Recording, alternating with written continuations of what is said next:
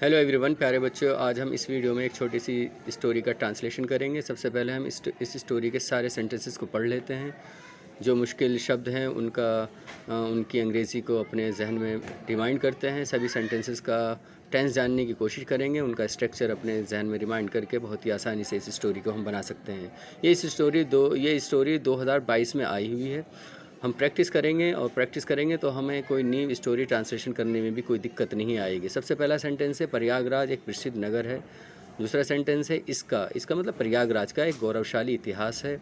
यहाँ गंगा और यमुना का संगम है और यहाँ उत्तर प्रदेश का उच्च न्यायालय है। और लास्ट और आखिरी सेंटेंस है, ये एक स्वच्छ व सुंदर नगर है।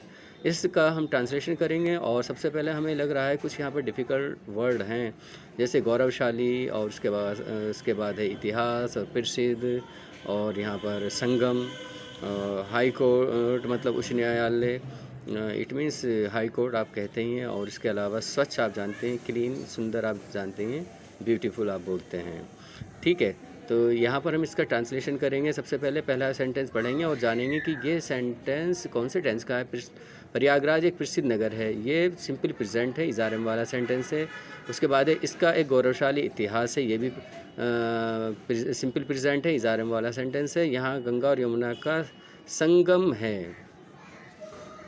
इस सेंटेंस को हम सिंपल प्रेजेंट में भी बना सकते हैं और प्रेजेंट इंडेफिनिट में भी बना सकते हैं, ये हमारे ऊपर डिपेंड करेगा। उसके बाद यहाँ पर सेंटेंस है, यहाँ उत्तर प्रदेश का उच्च न्यायालय स्थित है।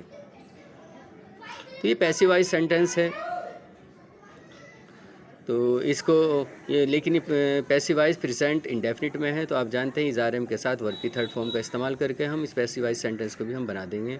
उसके बाद लास्ट जो सेंटेंस है, ये एक स्वच्छ व सुंदर नगर है, ये भी सिंपल प्रेजेंट है। इट मीन्स इज़ारम का यूज़ करके हम सिंपल प्रेजेंट को बड़ी आसानी से बना लेते हैं। स्ट्रक्चर होता है सब्जेक्ट प्लस इज़ारम प्लस कंप्लीमेंट। तो पहला सेंटेंस बनाएंगे, प्रयागराज एक प्रसिद्ध नगर है। It means Prayagraj is a famous city. आपके सामने सेंटेंस बनकर तैयार है।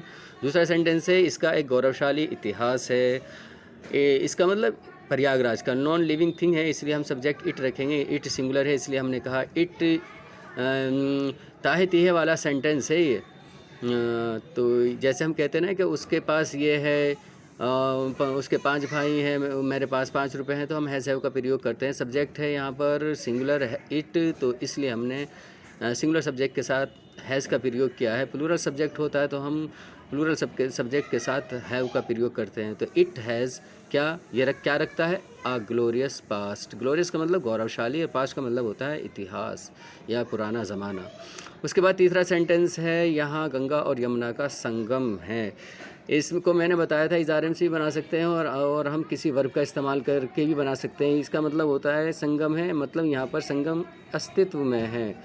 तो यहाँ पर हम कहेंगे द कन्फ्लुएंस। कन्फ्लुएंस का अर्थ होता है संगम। द कन्फ्लुएंस किस चीज़ का संगम है, of the Ganga and the Yamuna, Ganga और यमुना का। एग्जिस्ट हियर, ताहिती वाला सेंटेंस है। ठीक है, आपका जो सब्जेक्ट था सिंगुलर था, क्या था सब्जेक्ट, संगम। कन्फ्लुएंस सिंगुलर सब्जेक्ट था, इसलिए हमने एग्जिस्ट वर्ब में एस जोड़ा, एग्जिस्ट हियर। उसके बाद हम सेंटेंस देखेंगे, यहाँ उत्तर प्रदेश का उच्च न्यायालय है, मतलब स्थित है। तो यहाँ पर आप सेंटेंस कहेंगे, सब्जेक्ट हमारा है the high court of Uttar Pradesh. ताहे तीहे वाला सेंटेंस और पैसिवाइज में है, तो हम कहेंगे इज़ लोकेटेड। लोकेटेड का मतलब स्थित है और हियर का मतलब यहाँ पर। इस तरह से सेंटेंस बन गया आपका ट्रांसलेशन में, the high court of Uttar Pradesh is located here. सबसे आखिरी सेंटेंस आप देख रहे हैं, ये सिंपल प्रेजेंट है, ये एक स्वच्छ व सुंदर नगर है, तो आप कहेंगे it is a clean and beautiful city. इस तरह से हमने बड़ी आसानी से इस छोटी सी स्टोरी को ट्रांसलेशन कर लिया है। मैं एक बार ट्रांसलेशन फिर पढ़े देता हूँ। क्या है सेंटेंस पहला, Prayagraj is a famous city. दूसरा सेंटेंस है, it has a glorious path. उसके बाद है, the confluence of the Ganga and the Yamuna exist here. The high court of Uttar Pradesh is located here. उसके बाद है, it is a clean and beautiful city. इस तरह से प्यारे बच्चों हमने इस स्टोरी को आसानी से ट्रांसलेशन कर लिया। अगर आप भी इस तरह से हमारे चैनल में बने रहें और प्रैक्टिस करते रहें, तो आप भी एक दिन इस तरह की इस लेवल की स्टोरीज़ को बड़ी आसानी से कर लेंगे, जो बहुत ही ज़रूरी है। आज की इस वीडियो में इतना ही। Thank you.